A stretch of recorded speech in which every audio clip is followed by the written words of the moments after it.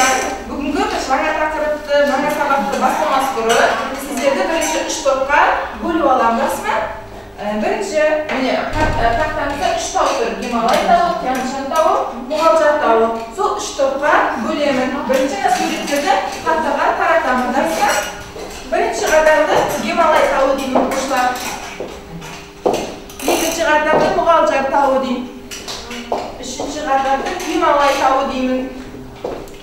Енді оқушылар, мен сіздерге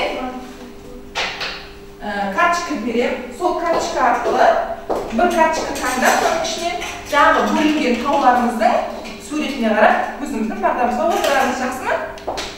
Ала отырып. Ала отырып. Қазір ауысым дегенде айтамын. Ала отырып.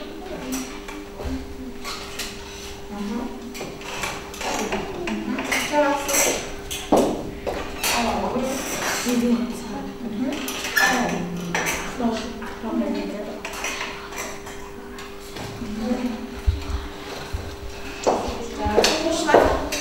Alamız böyle. Ya. Alamız. Anlaş. Alamız. Evet. Çok güzel. Erkek uysallar benim oturamız şu an.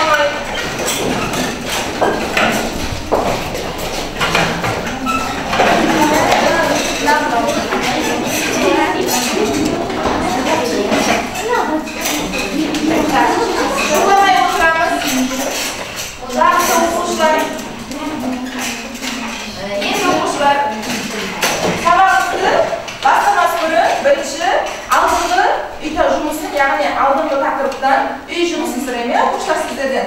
Бірінші, міне, üy жұмысы. Зымыранды сұрақтар арқылы сіздердің üy жұмысын сұраймыз. Üy жұмысын қарап отырып, яғни мына сұрақтарға жауап береміз. Яғни әрбір команда топпен жұмыс жасаймыз. Қай оқушының, қай топтың оқушы жақсы сөйлейді, сол топқа балл қосылады. Жақсы ма? Енді бірінші сұраққа жауап береміз. Қазақстан шуламаймыз. Бірінші қолымызды көтереміз. Тып-тып, бұлай көтереміз қолымызды. Қазақстан дүниежүзі бойынша нешінші орында? Ерхан?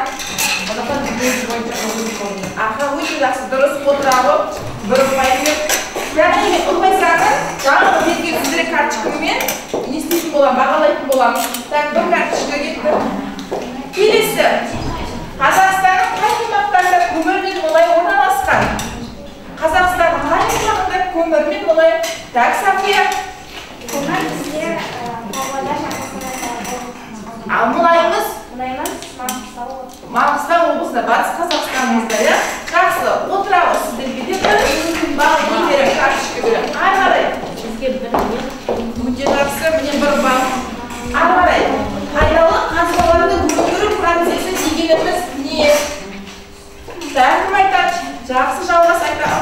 пайдалы қазбаларды өндіру процесі дегеніміз так, шуламаймыз. Бөлшекті құрам бөлікті күйінде немесе әрі қарай салыстырмалы түрінде бөлімге бөліп алған. Жақсы, отырамыз. Сіздерге тағы да бір ұпай беріледі. Енді, ары қарай. Мұнай кен орындары Қазақстанның қай бөліктерінде орналасқан? Айтауға Батыс солтүстік. Молодец, отырамыз. Сіздерге бір ұпай берейін. Яғни біздің көбіміз мұнайдың кен орны көбіне батыс Қазақстанымызда орналасқан, иә, соның ішінде Маңғыстау облысында оқушылар. Ары қарай, 5-ші сұрақ. Пайдалы қазбалардың өндіру мен өңдеуге жер қабықтарының әсері қандай? Yes, кім зерек? Литосфера топырақтың ластануына алып келеді, атмосфера ауаның улы газдармен ластануына алып келеді. Ал гидросфера су қабатының улы қалдықтармен ластануына алып келеді. Өте жақсы, алаға зерек. Соңғы бір сұрақ, Қазақстанның көмірді қандай әдіспен өңдейді? Әдемі айтамын? Арқылы ашық әдіспен өңдейді. Молодец, өте жақсы. Жақсы, оқушылар, өте жақсы. Оқушылар, жақсы. Енді бүгінгі сабағымыз түсінікті ғой, үйге тапсырманы қайталадық, оқушылар. Пайдалы қазбалар Қазақстан. сұрақтармен кен орындан туралы зымыран сұрақтар арқылы қайталап шықтық. Енді жаңа тақырыпқа көшеміз. Жаңа тақырып, дәптерімізді ашамыз, ручкамыз толық болсын. Дәптерімізді ашайық. Бүгінгі күннің жағын жазайық. 19.01.2022 жыл. Тақырып, параграф 31-ші, өлі табиғаттағы процестер. Кітабымызды ашайық.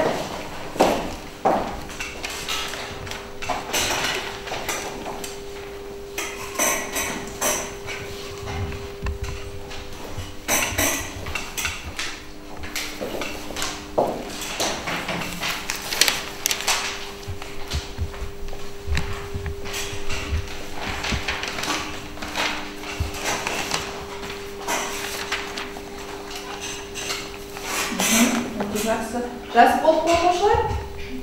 Жақсы оқушылар, тек қана біз кітаппен ғана шектелмей, өзіміздің қосымша сіздерге беретін тағы да бір материалым, қосымша материалым бар. Сол қосымша арқылы да бүгін жұмыс жасаймыз, иә? Яғни бұл қосымша материалым сіздерге бүгінгі тақырыпқа байланысты. Түсінікті ғой, иә?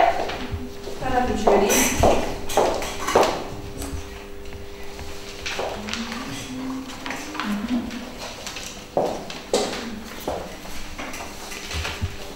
Екі бетті, екі жағында да қарауларына болады.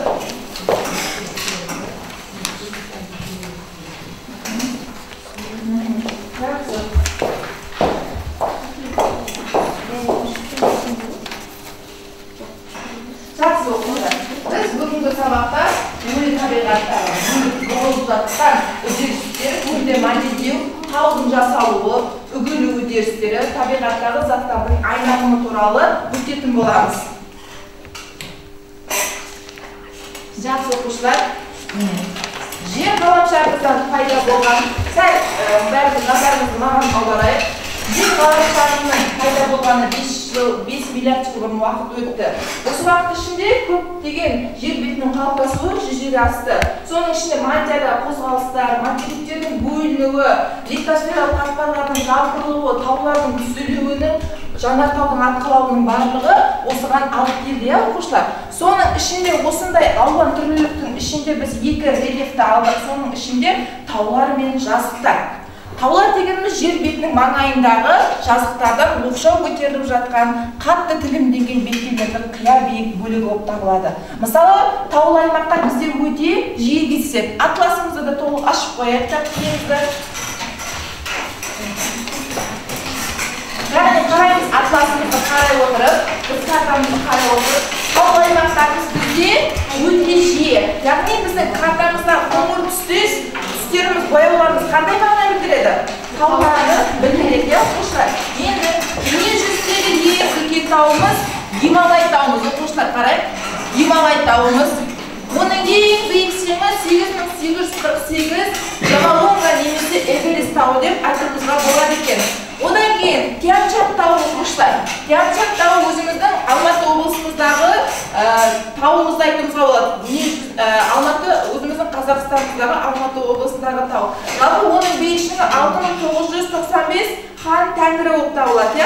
Жақсы. Одан кейін оқушылар Мұғалжар тауы. Мұғалжар тауы енді бізде өзіміздің Қазақстанымыздағы тау болғандықтан Мұғалжар тауын жалпы біз аласа таулардың қатарына қосуымызға болады. Одан кейін жақсы оқушылар, сонымен қатар бізде келесі осы тақырыбымызға байланысты кішкене бейне роликіміз бар, соны қараймыз бәріміз.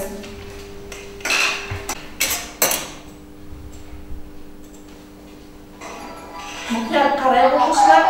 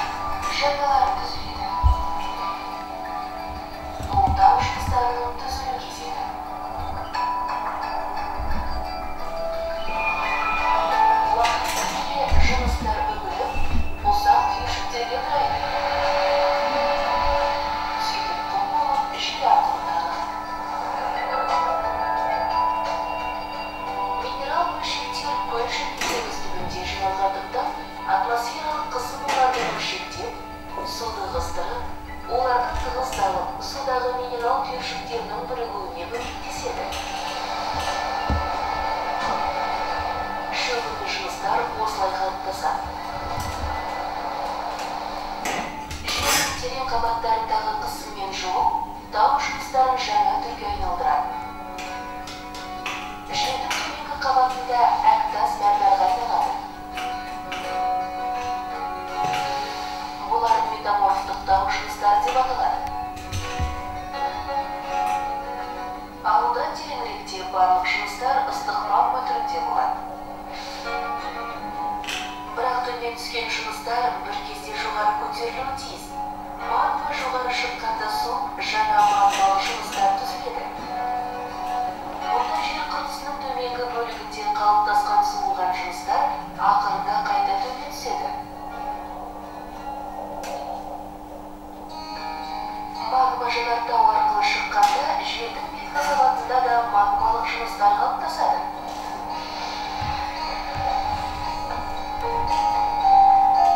Магма көтерілгенде үстіндегі жыныстарды да итереді. Процесс көтерілу деп аталады. Түзелу кезең өзгеріп жатыр, көтеріліп жатыр тауларымыз. Қараңыздар оқушылар. Мұндай балқымалы жыныс кезеңдері ақырында жердің тектоникалық тақталары қозғалысқа кетеді. Олар соқтығысқан кезде жер қыртысы жоғары көтеріліп, жер бетіндегі тау жыныстарының ең ірісі таулар түзіледі. Тау жыныстары жер бетіне шыққан кезде жаңа кезең басталады.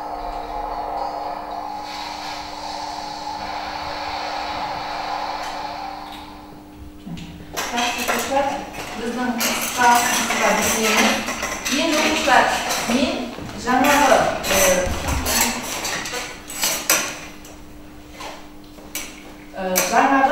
кішкене сіздерге тақырыптан азғандай қысқа, нұсқа сабақ түсіндірдім деп ойлаймын. Енді ары қарай өзіміз толықпен кітаппен жұмыс жасаймыз. Оқушылар, енді оқушылар сіздерге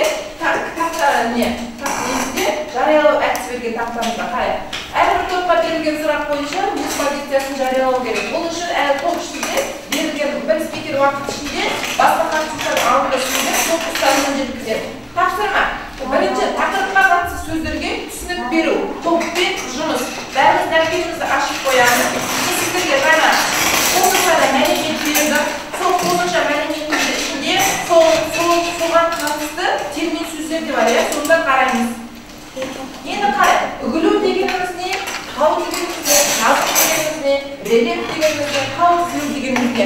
Осы сөздерге түсінік берейік. Жаңа мен берген екі бетінің ішінен де қарауымызға болады оқушылар.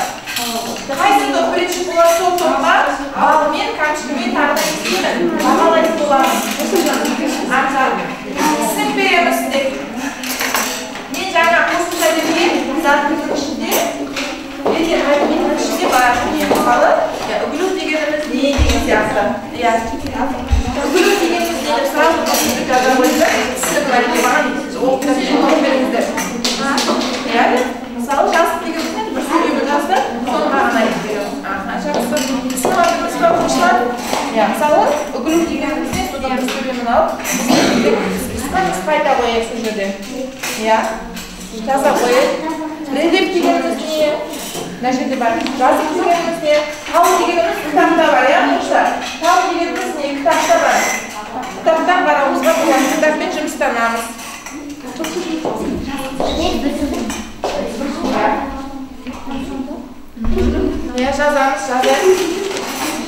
Жазамыз.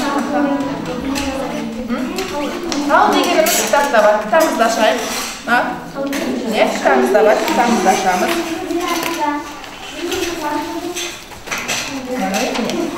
Таулар. Дәл сол жазамыз.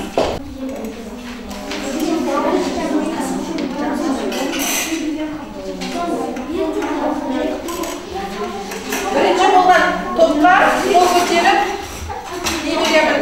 Карточка беремін. Нұрғазы сұрағы? Жаз дегеніміз не? Беті тегіс немесе сәт орнында болып келетін жерінен өзбен алып жатқан берілген формасы. Жақсы. Нұрғазы оқыды. Енді кім? Келесі оқушымыз кім айтады?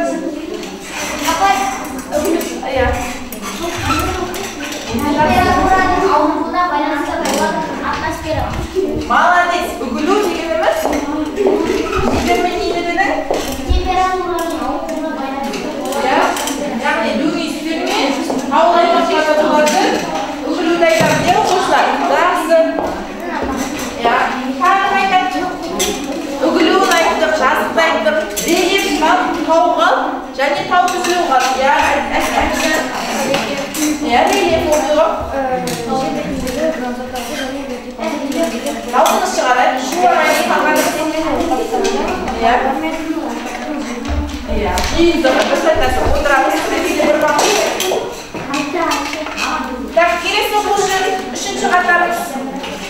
Релик дайындық, жазық дайындық, үгілу дайындық, тау түзілу дегеніміз не? Кім айтамыз? Тау түзілу дегеніміз не? Тау түзілу дегеніміз не? Кім айтамыз? Тау түзілу дегеніміз не? Кім айтады оқушылар? Мен жақ қосымша тапсырмаларымыздың бетінде бар тау түзілу дегеніміз. Соның ортасы жағында бар. Ya, tahu.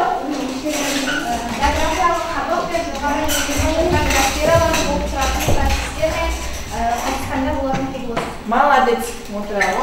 Енді тау дегеніміз не? Кім айтады оқушылар? Тау дегендер, иә. Асафия айтады. Жер бетінің маңайындағы жазықтардан оқшау көтерілісіне жататын Молодец, міне. Өте жақсы. Гималай тауы молодец. Гималай тауының оқушыларына өте молодец. Енді қарай. Енді жаңа айтқан термин сөздеріміздің түсінігін тексереміз бәріміз.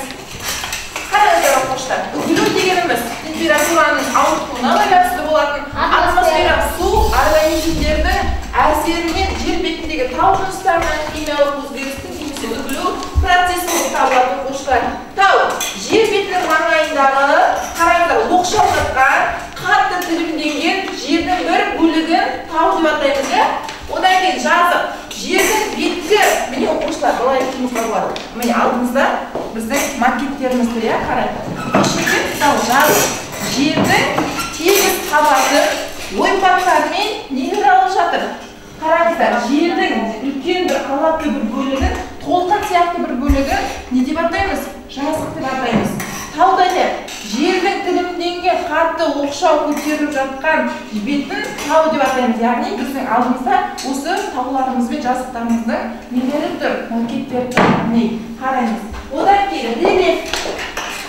Рельеф жер бетіне горизонтальды және вертикальды тілімденген формаларды, яғни дөңестерінің ойпаттардың бір таулар мен ойпаттардың жиынтығы болып табылады. Тау түзілу.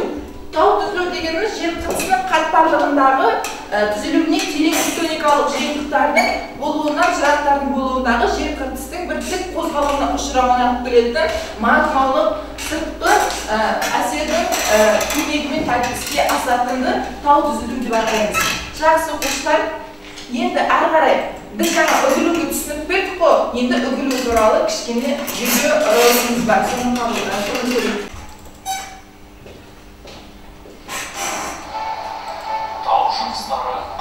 Бұл үгілу түрі. Сақтап отырайық, үгілудің неше түрі бар қазір? Үгілудің бәрін қарап отырамыз. Басқа да табиғи күштердің әсерінен үгіледі. Оның нәтижесі таңғаларлықтай болуы мүмкін. Тау жыныстарының ойылып өсуі эрозия деп аталады. Ал үгілу дегеніміз тау жыныстарының ұсақ бөлшектерге ыдырауы. Үгілу физикалық, химиялық не биологиялық факторлардың әсерінен болады. Физикалық үгілу қарапайым процестер әсерінен жүзеге асады.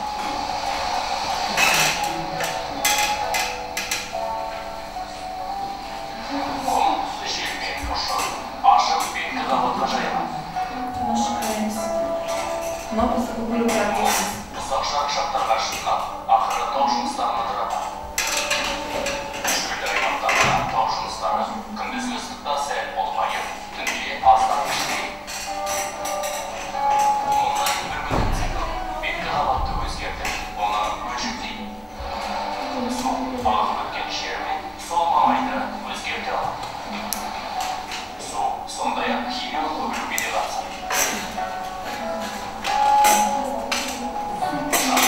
Табиғи қышқыл, себебі ол атмосферадағы көмір қышқыл газын сіңіреді.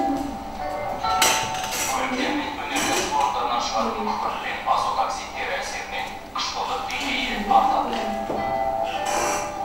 Қышқыл жауын жұмсақ тау жынысы тас, яғни кальций карбонатына жауғанда тастар баяу еріп, бірнеше километрге созылатын үңгілер жүйесі қалыптасады.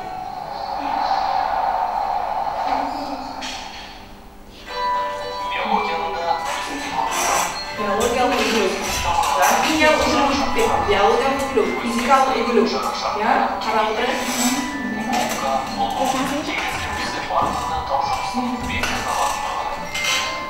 Жерді қазатын жануарларда МК жүрі өз үлестерін қосып. Адамда бұдан ысқалма. Біздің іздеріміз табиғи салмақтардың беткі қабатын Адамның ізде не болып қалады екен? Ізіміз қалады, яғни табиғи құбылыстарға да әсері бар екен, оқушылар. Енді ары қарай. Жақсы. Екінші тапсырма оқушылар. Екінші тапсырма картамен жұмыс. Картамызды ашып қояйық оқушылар. Топтық жұмыс. Оқушылар дүниежүзілік таулармен жазықтарды табамыз. Яғни бағалауда дүниежүзілік таулар мен жазықтарды туралы толық мәліметін біле аламыз. Және әрбір неде үш сауалын айтқан балаға бір стикер арқылы біз бағалайтын боламыз. Жақсы ма оқушылар? Енді Тянь-Шань тауын табайық, Кордильер тауын табайық, Анди тауын табайық, Гималай тауын, Монғолия тауын. Одан кейін екі үлкен жазықты алдым, батыс Сібір жазығы, шығыс Сібір жазығы. Шулараймыз, бізде іздейік. Өткен жазғы картамен жұмыстанайық. Кордильер тауы, Анди тауы. Жақсы, сіздерге бір не берейін, көмек берейін. Кордильер тауы бізде солтүстік Америкада, Анди тауымыз оңтүстік Америкада. Кордильер тауы да үлкен тауыdır. Солтүстік Америкамыздағы ең биік Кордильер тауы, Анди тауы, тауға беріңіздер. Молодец. Анди тауы табайық оңтүстік Америкамыздағы. Тапсырыңыздар ма? Жақсы. Тянь-Шань тауын айтекен оқушылар кім картада көрсетеді. Ручкаңызды алып картаға шығарады. Тянь-Шань айналып келе ғой. Қазір.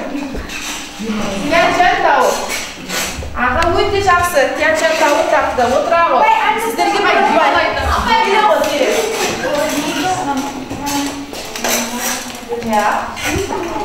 Анди тауы. Яғни оңтүстік Америкамыздағы Анди тауы. Отыра ғой. Кордильер тауын көрсетеді. Самия келе ғой ручкаға.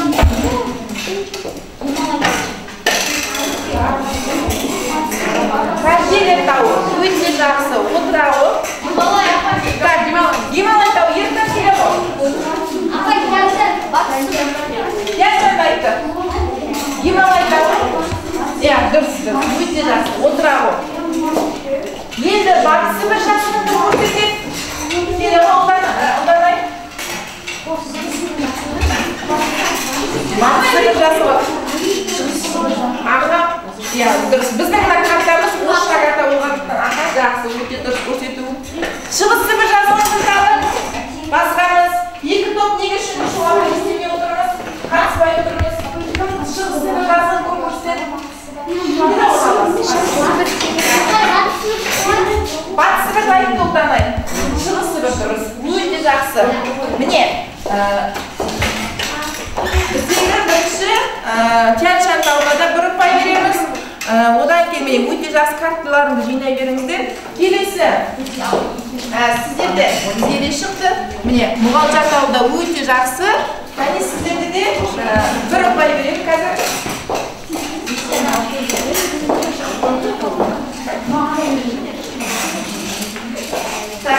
Жеке ғаланы қаланы мен шығардым. Бір ұпай. Жақсы, жинап отырайық карточкаңызды.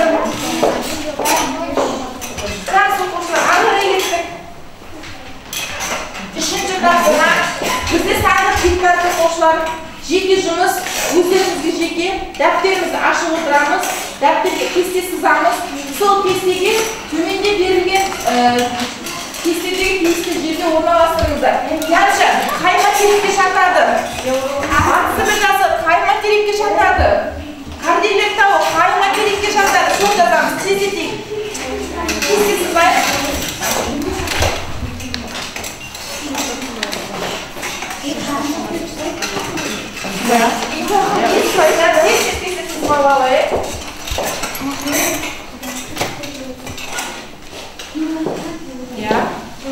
Так, жоғарысына мына аттар жазыңыздар. Сол аттар қай материкке жатады, соның материктің қасына материкті жазып қоя қойыңыздар. Мысалы, birinchi Tyanjan qay materikka жатadi? Евразия. So'ng жазамыз.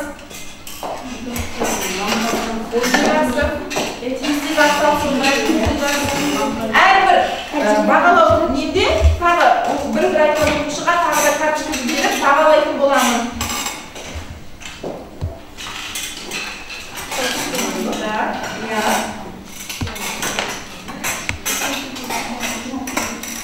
Өте жақсы. Тяньшань, Батыс Сібір жазығы, Карделер, Гималай тауы, Шығыс Сібір жазығы, Аңыз тауы, Алтай тауы.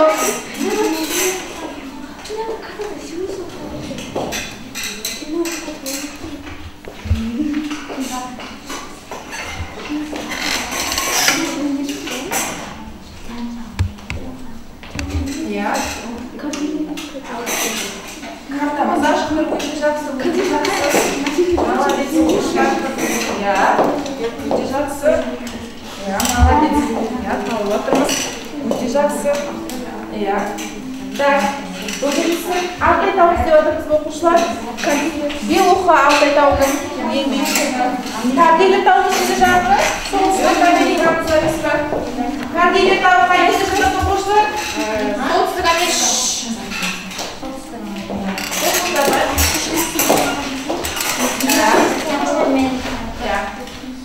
Толқын бар бұл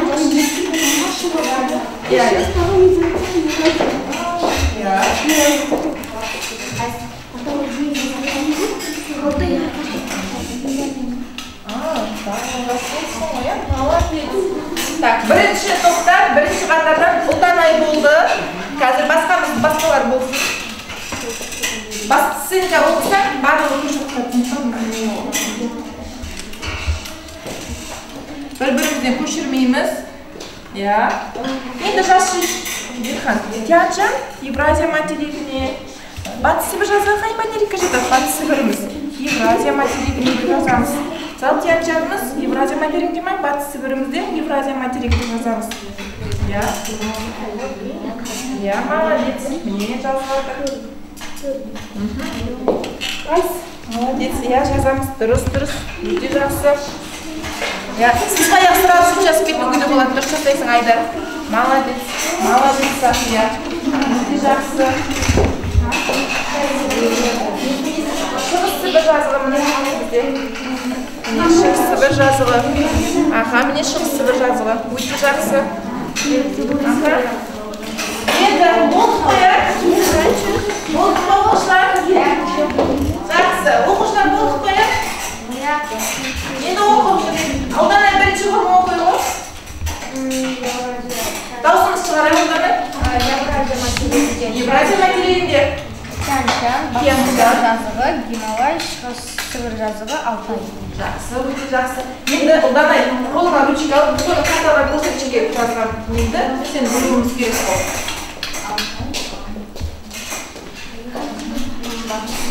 Батыс Сібір жазығы, Шығыс Сібір жазығы, Тяньшань, Гималай және Алтай.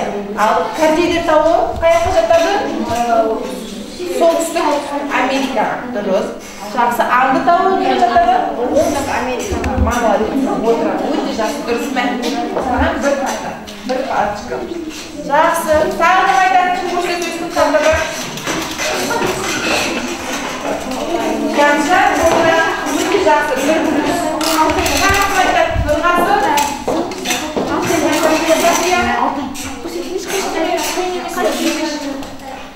Өте жақсы.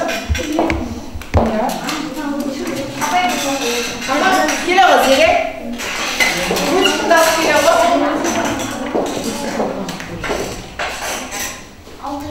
Ручкаңды алып картадан көрсетейік. Так, Евразия материгіне. Евразия материгіне Тяньшань. Тяньшаньды көрсетеміз. Тяньшань. Өте жақсы. Батыс Сібір. Батыс Сібір жазығы. Дұрыс. Өте дұрыс. Карделер. Карделер тауы солтүстік Америкаға жатады. Дұрыс айтасың. Гималай тауы Евразия. Молодец, дұрыс. Шығыс Сібір. Евразия материгіне жатады. Аңыз тауы оңтүстік Америка. Өте жақсы. Алтай тауы Евразия. Молодец. Тағы да бір. Неме. Так. Үшінші классыңа келе ғой. Дәптеріңді ал. Әдемі келе ғой сен. Тақтаға келе ғой. Курс етеміз. Өте жақсы. Махаббат. Енді Ефразия тілімен не жетеді? Көрсетеміз соны. Тянжак, батыс Сібір, шығыс Сібіріміз. Міне, бізде кітапта орысша, шығыс Сібір, Гималай, Алтай, Евразия қайтелер. Біздің қай материкте жатыр? Солтүстікте. Ал? Молодец, отырған. Саған да бір не? Жақсы оқушылар. Ары қарай кетті оқушылар. Сабақ болып жатыр оқушылар. Енді оқушылар, бізде буклет әдісі. Буклет әдісіне сіздерге бір 5 минут уақыт беремін. Бүгінгі тақырып ақпаратты жинақтау әдісі оқушылардан алған білімдерді, яғни бүгінгі сабақтан алған білімдеріңізді жинақтап, өздеріңіздің ойларыңызды ұсынасыңыздар. Бір топтан оқушы келіп, мына жерге бүгінгі сабақтан не түсіндік, соны жинақтап айтамыз. Яғни бұл әдіс топпен жасалады, және автобус аялдама сияқты. Мысалы, ұлдадай бастаса, жалғастырып кетеді сияқты, автобус аялдамасы сияқты. Конкретті қараймыз, бүгінгі тақырыптан не түсіндік, соны қараймыз. 5 минут уақыт беріледі. 5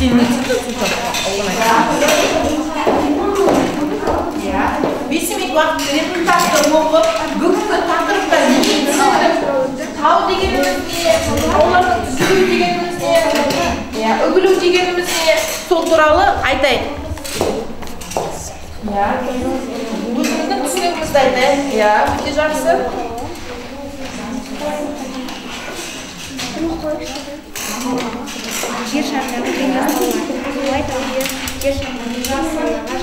Бүгінгі сабағымызға байланысты түсіндік, сол туралы қысқа түсінік айтамыз.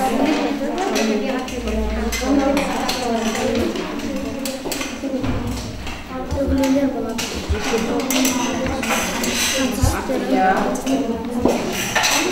Өте жақсы.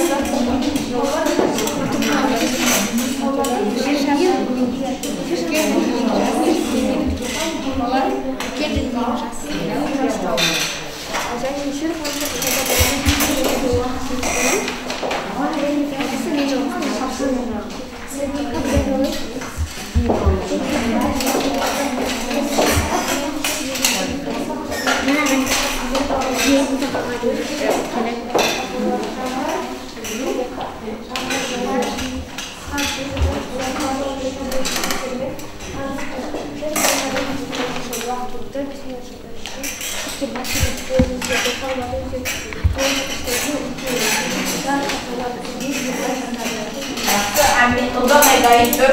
Басқамыз, басқа топта дайынбыз ба? Аға жақсы. Өте жақсы. Мына, оқушылар сабақ айтқанын макетті қасына келіп айтайын. Сабағында не түсіндік?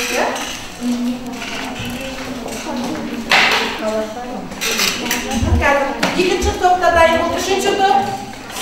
Зерек дайынбыз ба? Аха, жақсы. Жақсы, ұлдандайдан бастайын, ұлдандай келе ғой. Бүгінгі сабақта не түсіндік? Ана, менің қасына барып, сабақ бүгінгі. Бастан шуағай тыңдай.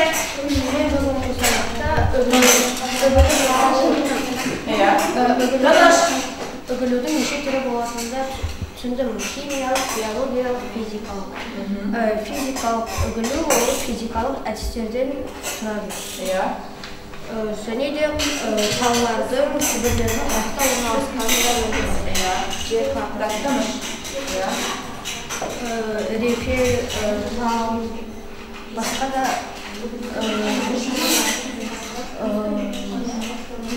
рефе демекіміз ортасымен таулардың дұрыс.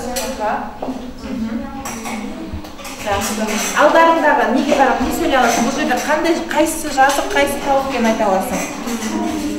Біздің жасыл жерлеріміз, яғни макетіміз, ал мынауымыз бізде таулы аймағымыз, өте жақсы.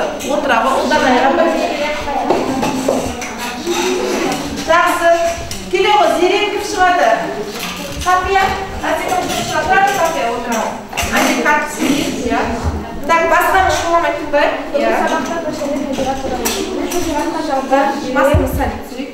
Шамдар жер, суы қар, жатардан. Сосын, жер қаламшадан бесіне жылғарылды. Осы тұржатыр мәселіктер және бесіне жылдар ішінде жеріміз, мәселіктер, олардың бөліне не болды, таулар қайда болды. Бұл қаламшадан ішінде олардың ең әртеден жасынан Гималай тау жатады. Гималайдан көрсетейікші тақсыз Гималай тау. Гималай тау. Евразия материалын Евразия материалын білеміз. Жақсы. Ары қарай ана макетімізге барайық. Так, что? Қау кені білуге? Жақсы қауымызге? Жақсы. Отырағы сағанда бір жақсы. Келесі Сапия келе ғой? Сапия. Дауысты шығарайсың. Эрозия, физика, химия, биология. Глю дегеніміз температураның ауысуына байланысты шығатын. Дұрыс. Бір ненің жиынды болып табылады. Келесі. Жас дегеніміз не мысалы? Жердің бір тегіс, бір қабытын алып жатқан нені алайтын болады, бір қабыт бөлігін алатын болады. Жақсы. Отырағы Сапия сағында бір жақсы оқушылар. Енді әрғары оқушылар. Кері байланыс әдісі. Мен сіздерге ақ бет парақша таратам. Соған бүгінгі, яғни біздің бес саусағымызды бір қолының суретін саламыздан бүгінгі сабақтан басты мәселе бүгінгі сабақтан ең құнды мәселе не болды, мен не алдым бүгінгі сабақтан соны айтамыз. Одан кейін балалы үйретке жазамыз. Бірлесу, қалай жұмыс жасадық, мен кімге көмек бердім, кімді риза қылдым сол топтағы. Үшінші, ортан терегіміз. Ойлану, мен бүгінгі сабақтан білім мен тәжірибе алдым ба, бүгінгі сабақ маған ұнады ма деген сияқты. Одан кейін төртінші шылды шүмек, шынайылық, сабақ маған ұнады ма, неліктен деген сияқты. Ал кішкентай болып көңіл күйіміз қалай отырды бүгінгі сабақта, соны не істейміз, жақсы ма? Енді мынандай мен парақша сыйлайын, соған қолымызды алып жазамыз. Үшінші сабақта не алдық? Ручкамен жаза берейік. Бөлек өзіміздің бүгінгі бес саусақ әдісі арқылы кері байланысымызды жасайық.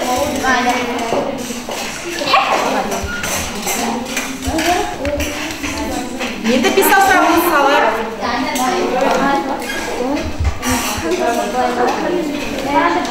Бес саусағымызды салып. Соған шуламаймыз. Ручкамен сала береміз. Бес саусағымызды саламыз. Яғни бірінші бас бармағымыз. Бүгінгі сабақтан ең құнды мәселе не болды? Екінші, балалы үйрек, бірлесу, қалай жұмыс жасадым, кімге көмек бердім, кімді риза қылдым. Үшінші, ортан терек, ойлану, мен бүгінгі сабақтан қандай білім мен тәжірибе алдым. Төртінші, шылды шүмек, шынайылық сабақ бүгін ұнады ма маған? Қай жағынан? Неліктен? Кішкентай бөбегіміз бүгін біздің көңіл күйіміз қандай оқушылар? Бәріне толтырып жазайық. Бәріне толтырып кері байланысымыз жасайық. Сосын үш топтан бір оқушыдан оқып шығамыз. Жақсы ма оқушылар?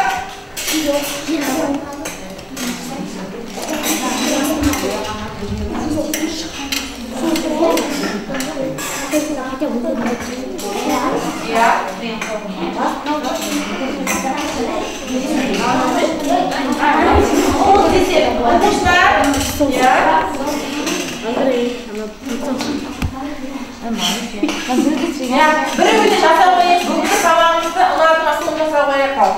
Өзінің ойымызды, тек бір-бір оқушыдан сосын оқыта қоямыз.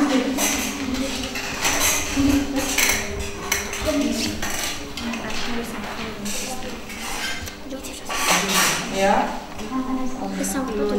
Өте жақсы. Өте жақсы. Иә, өте жақсы. Өте жақсы оқушылар. Иә, өте жақсы. Енді болдыққа кім жас болды? Кім жас болды? Кім жас болды? Жақсы оқушылар, сіздерге тағы бір көмек ретінде жақсы, өздеріңіз жеке жазуға не істеп отырсаңыз, топпен жазуға болады. Топпен жасайық. Топпен жасауға да болады. Балалы ерекке, қолын жұмыс жасатып өтеді. Кімге көмек берді, кімді риза қылдың? Үшінші, ортаңда ойланып, мен бүгін сабақтан қандай білім мен тәжірибе алдым? Мен бүгін сабақта не білдім? Иә, жасайық. Төртінші, шындық шынайылық, сабақ маған ұнады ма? Неліктен? Кішкентай бөбегіміз, көңіл-күй ахуалымыз қандай? Бүгінгі көңіл-күйіміз қандай болды оқушылар? Молодец, жалғасып жолды. Тағы кім? Өте жақсы. Так, Тянжан тау болды. Гималай әлі жазып жатырмыз. Мұғалжар, ол кезде тек мұғалжар тобы.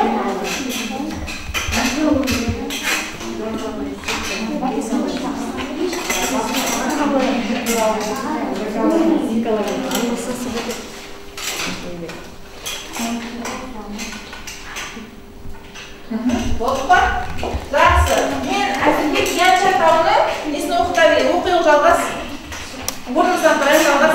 Масымен сүрейікші, дауысын шығарайықшы. Бас бармағынан басты мәселе. Бүгінгі сабақта сен не алдың? Тау және соған ұқсас байланысты заттарды алдым. Иә, келесі екінші. Тобыма көмектестім. Иә, үшінші. Иә, маған ұнады таулар туралы білдім. Иә, төртінші. Иә, ұнады қызық сабақ болды. Иә. Керемет өзімді сездім. Молодец, өте жақсы жалғас. Иә, ұлданмайсың. Жыламаймыз қалғанымыз. Таулар туралы үгілу, репел туралы мәлімет алдым. Иә. Жақсы жұмыс жасадым, топқа білетін болатындым. Иә. Бірге жұмыс жасадым. Ұнады маған таулар туралы ұнады. Жақсы көңілді болды. Жақсы отырамыз. Зере, оқиға. Тау туралы қызықты мәліметтер үйрендім. Иә. Және барлығымыз топпен жасадық. Иә.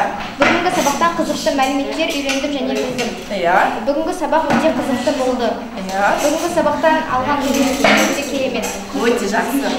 Өте жақсы. Иә, Сафия? Иә. Топпен жұмыс жасап, қалардың процесін білдім. Маған бүгінгі сабақ өте қатты ұнады. Және керемет болды. Тақырып өте қызықты. Аха, өте жақсы. Жақсы оқушылар, енді үйге тапсырмалы оқушылар, сіздерге 31-ші параграфты оқып береміз. Және картаға жаңағы біздің тапқан бүгінгі сабақтағы жауларымызды картаға түсіп береміз. Жақсы